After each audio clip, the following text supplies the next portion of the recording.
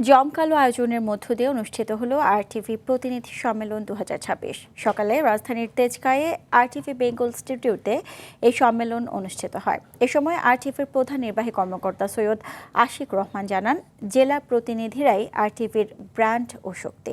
অনুষ্ঠানে 7 ক্যাটাগরিতে 13 প্রতিনিধিকে কাজের স্বীকৃতি স্বরূপ সম্মাননা দেওয়া হয়। দীপ্ত চন্দ্রপালের রিপোর্টে দেখুন বিস্তারিত।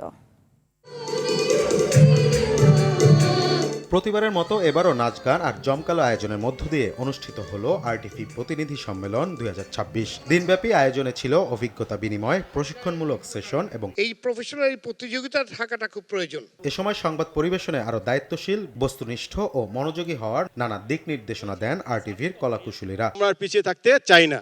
আমাদের এখানে 3টা ক্যাটাগরিতে কাজ হয়ে থাকে। আপনারা জানেন প্রতি 3 মাস পর পরে এ বি সি নামে গ্রেড হয়ে থাকে। যারা সিতে আছেন আশা করি এই শীতে আর থাকবেন না। এখন হামের যে প্রকোপটা হচ্ছে, ইভেন ডেঙ্গুর যে প্রকোপটা হয়, যেগুলো নিয়ে স্বাস্থ্য অধিদপ্তর যখন ব্রিফ করে, তার সাথে গত 6 মাসের কিংবা 1 বছরের ডাটাগুলো যদি আপনারা উল্লেখ করেন, তাহলে পরে কিন্তু সহজেই মানুষের কাছে জিনিসটা কম্প্যারিজন করাটা সহজ হয়। তথ্যগত ভুলের কারণে হয়তো মানুষ মরে না, কিন্তু অনেক সময় দেখা গেছে যে ইচ্ছাকৃত হোক অনিচ্ছাকৃত হোক, ভুলের কারণে মানুষ কিন্তু তার আত্মসম্মান হারায়। আরটিভি যদি রিয়েল তথ্যটা মানে প্রকৃত তথ্য দিতে দেরি করে ফেলে, তাহলে ওই যে আরটিভি লোগোর মতো আঁকায় বাঁকায় যে আরেকটা চ্যানেল আছে, ও কিন্তু এই অডিয়েন্সের কাছে আগে গিয়ে পৌঁছে যাবে।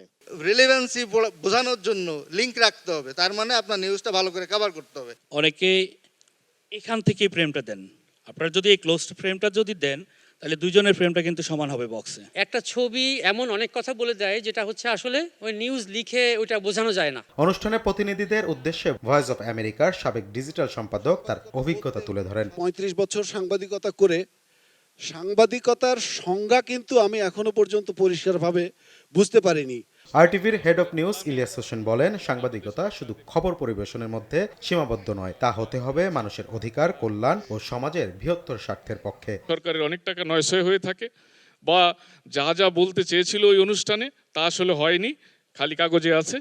দ্যাট নিউজ, সেটাকে যদি আপনি পেক করে নিউজ বানাতে পারেন, তাহলে সেটা দেশ জাতির কিছু কাজে লাগবে, আপনারটাও মনে থাকবে। আরটিভির প্রধান নির্বাহী কর্মকর্তা সৈয়দ আশিক রহমান জানান, দেশের প্রতিটি জেলা প্রতিনিধি আরটিভির শক্তি ও ব্র্যান্ডের গুরুত্বপূর্ণ অংশ। প্রতিষ্ঠানকে আরো সমৃদ্ধ করতে সঠিক, দ্রুত এবং বস্তুনিষ্ঠ সংবাদ পরিবেশনে প্রতিনিধিদের আরো নিবেদিত হওয়ার আহ্বান জানান। আপনারা হলো আরটিভির ফেস, আপনারা ব্র্যান্ড অ্যাম্বাসেডর অফ আরটিভি।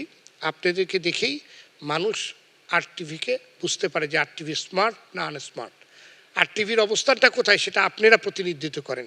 কাজেই সে কাজটি করে যাবেন, সংবাদের সাথে থাকবেন। আমরা একটা ফ্যামিলি, এখানে একটা পরিবার, আরটিভি পরিবারকে আপনাদের ওন করতে হবে। আপনারা ওন করলে এই প্রতিষ্ঠান সাকসেসফুল হবে। অনুষ্ঠানে 7 ক্যাটাগরিতে 13 প্রতিনিধিকে সম্মাননা দেওয়া হয়। কর্তৃপক্ষ যে ব্যবস্থা করেছে এই জন্য তো কর্তৃপক্ষকেও আমাদের আরটিভি কর্তৃপক্ষকে ধন্যবাদ জানাই। আসলে আমরা এই কাজের মধ্য দিয়ে আমাদের সবাইকে আগামীতে যারা আমাদের আজকে পুরস্কার পেয়েছি, আগামীতে যা ভালো কাজ করতে হবে, আমাদের যারা সহকর্মী আছে তাদেরকেও তারাও এরকম পুরস্কার পাবে, এটাই আমি প্রত্যাশা করি। আমি বিশেষ প্রতিবেদনের জন্য, আলোচিত প্রতিবেদনের জন্য সেরা পুরস্কার পেয়েছি। এই জন্য আমি আরটিভি কর্তৃপক্ষ এবং আরটিভি প্রধান নির্বাহী কর্মকর্তা সৈয়দ আশিক রহমান সহ এবং আরটিভি পরিবার সবাইকে কৃতজ্ঞতা জানাচ্ছি, ধন্যবাদ জানাচ্ছি। এটি কিন্তু একটি খুব কাজের আগ্রহ আরও বৃদ্ধি করবে, এবং এটি ধরে রাখা একটু অনেকটাই কঠিন, কারণ আপনারা জানেন যেহেতু মাঠ পর্যায়ে কাজ করতে গেলে অনেক প্রতিকূলতার মাঝে কিন্তু আমাদেরকে এই কাজগুলো করতে হয়। যারা আরটিভি কর্তৃপক্ষ রয়েছেন তারা বিভিন্ন সময় আমাকে দিক নির্দেশনা দিয়েছেন এবং কাজের অনুপ্রেরণা জুগিয়েছেন। স্বীকৃতি, প্রেরণা আর আগামী দিনের পথ চলার নতুন অঙ্গীকার, এমন আয়োজনের মধ্য দিয়ে শেষ হলো আরটিভি প্রতিনিধি সম্মেলন 2026। দীপ্ত চন্দ্র পাল, আরটিভি, ঢাকা।